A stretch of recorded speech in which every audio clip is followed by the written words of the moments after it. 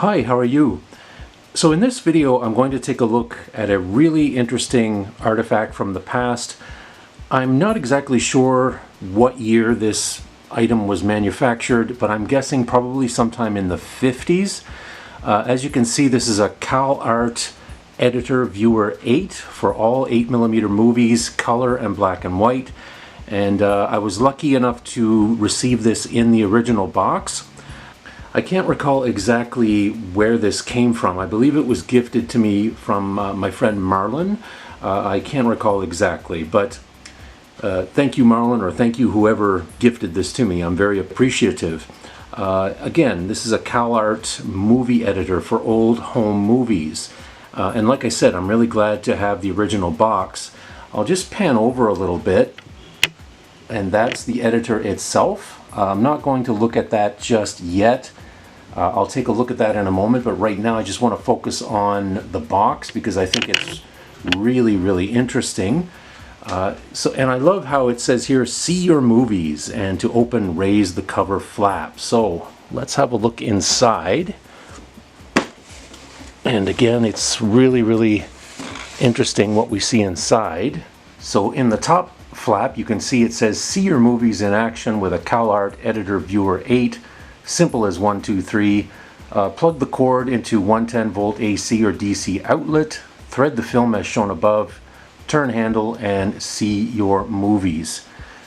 And let's see what it says down at the bottom there. So it says, to set up Kalart Editor Viewer, move lever A to its number 2 position.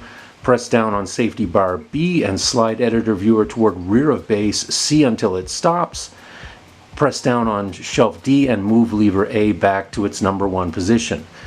Basically what it's telling you is that when you first receive the editor, it's in a flat position where the editor itself is laying down on a base. And when you do these steps that they're mentioning here, it basically comes up. Again, I'll show you. As we can see there, it's kind of leaning upward at sort of a 45-degree angle. And that's basically what they're telling us to do, because when you take it out of the box, it's laying flat against that board. So it has to be sort of brought up. And then at the bottom there it says, to fold for storage, move lever A to its number 2 position, press down on safety bar B and lay the editor viewer down on base C.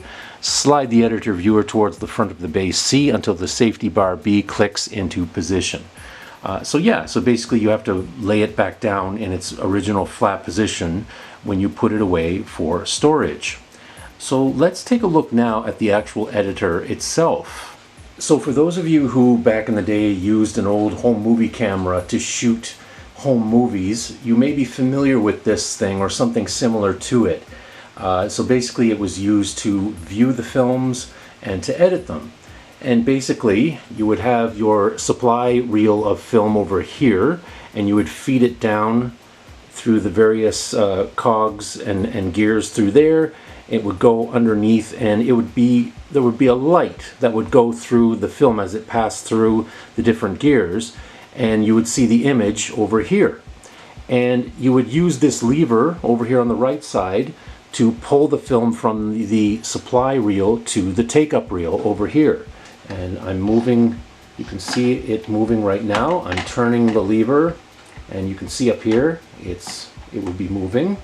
Okay, and unfortunately I don't have any 8mm film footage. I do have some Super 8, but to be honest, I've never actually shot with 8mm.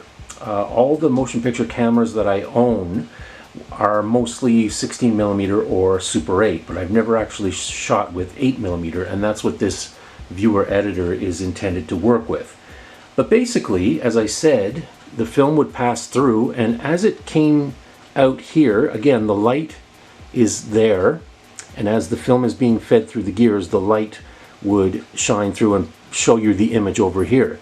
And then the film would eventually be fed down here, where it could be cut and spliced.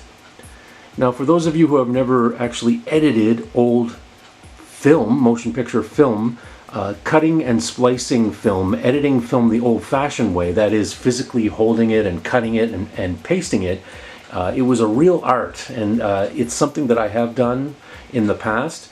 It can be very time consuming and very tedious, especially if all you've ever known is digital film editing. The old school way can be quite challenging. But again, it's a real art form, and it's basically the way that movies were edited for years and years and years. And that's basically what this machine would do. So you could butt two ends of film. You put one end there and the other end here, and you could put them together and splice them together. And that's how you would do your editing. Very, very interesting. And these pressure plates would hold the film in place. And that's pretty much it. Now I'm going to plug this thing in just so you can see the light. You're going to see a light come on over here. The first time I plugged it in, the light didn't come on right away.